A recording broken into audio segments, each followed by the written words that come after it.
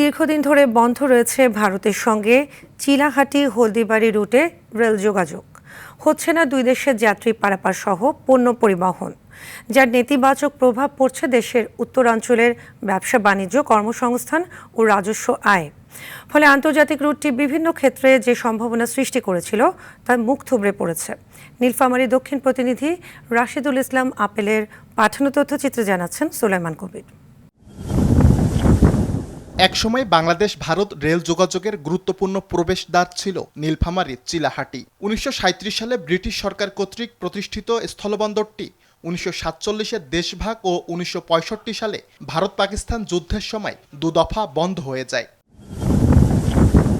বাংলাদেশ ভারতের যৌথ উদ্যোগে ২০২১ সালে পুনরায় চালু হয় চিলাহাটি হলদিবাড়ি রেলপথ। যাত্রী ও পণ্য পরিবহনের সুবিধা নিশ্চিত করতে ১২৪ কোটি টাকা ব্যয়ে নির্মাণ করা হয় আধুনিক স্টেশন।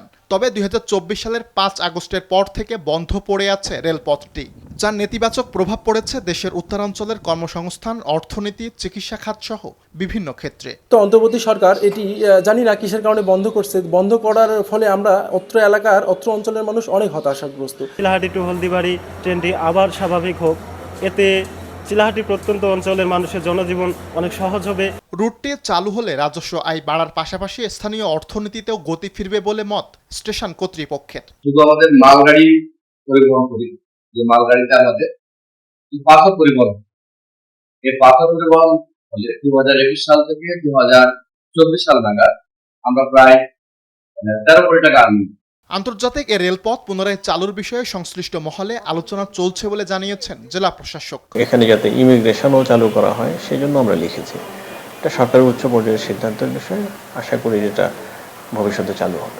যোগাযোগের সম্ভাবনাময় করিডোর হিসেবে চিলাহাটি হলদিবাড়ি রেলপথ পুনরায় চালু করবে দুদেশের সরকার, এমনটাই প্রত্যাশা নীলফামারীবাসীর। সুলাইমান কবির, RTV।